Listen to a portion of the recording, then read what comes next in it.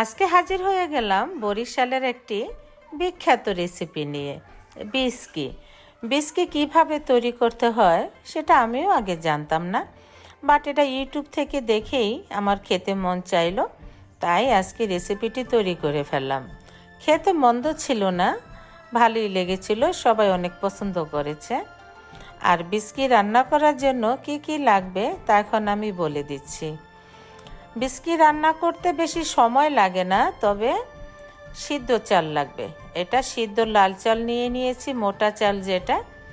এটাকে আমি আগে ভেজে নেব, ভালো করে একটু লবণ মেখে ভেজে নিব ধুয়ে। তারপর এটাকে ভিজিয়ে রাখবো প্রায় 7-8 ঘন্টা, বা ওভারনাইট রাখলে আরও বেশি ভালো হয়। আমরা যেভাবে নর্মালি চাল ভেজে রাখি ঠিক সেভাবে ভেজে নিতে হবে। এদিকে আমি একটা প্যানে ঘি দিয়ে দিয়েছি, দিয়ে দিলাম তেজপাতা, দারুচিনি, এলাচ আর লবঙ্গ। আর এটা আমি আজকে মাটির চুলায় রান্না করতেছি, খেতে অসাধারণ হয়েছিল আলহামদুলিল্লাহ। আর মাটির চুলায় রান্না করলে এভাবে খুবই মজা লাগে সব কিছু। আর দিয়ে দিলাম কিছুটা কিশমিশ। এখন একটু ঘিয়ের সাথে এগুলো একটু ভেজে নিচ্ছি।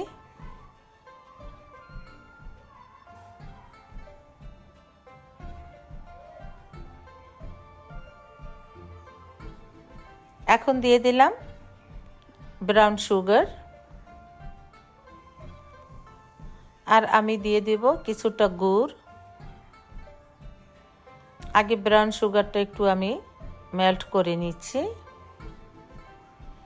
এখন দিয়ে দিলাম কিছুটা খেজুরের গুড়। এটা আপনারা আখি গুঁড়ো দিতে পারেন, বাট খেজুরের গুড় দিয়েই এটা খেতে অসাধারণ মজা হয়েছিল।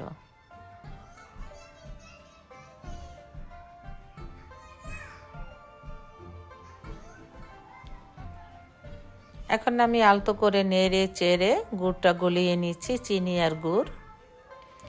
আর সাথে আমি একটু পানি অ্যাড করে দিলাম যাতে গুড়টা ভালো মতন গলে যায়। এখন আমি দিয়ে দিচ্ছি সেই ভিজিয়ে রাখা সিদ্ধ চাল।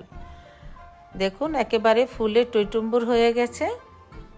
তারপর ভালো করে পানি ঝরিয়ে নিয়েছি। এখন দিয়ে দিচ্ছি পর্যাপ্ত পরিমাণে নারকেল কুচি। এখানে আমি প্রথম দিয়ে দিচ্ছি নারকেল কোরানোটা।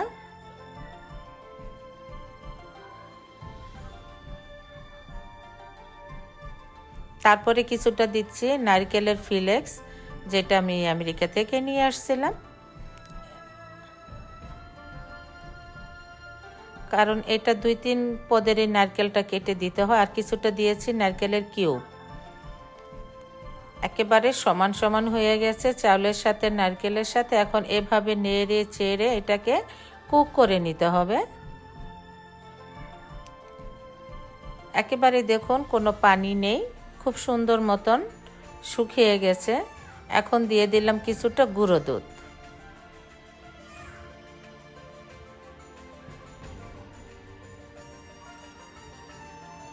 আবার নেড়ে চেড়ে সুন্দর করে মিক্স করে নিচ্ছি। এখন দিয়ে দিলাম কিছুটা বাদাম কুচি। এখানে আমি 3 পদের বাদাম দিয়েছি, কাঠবাদাম, ক্যাশু নাট আর হলো পেস্তা বাদাম।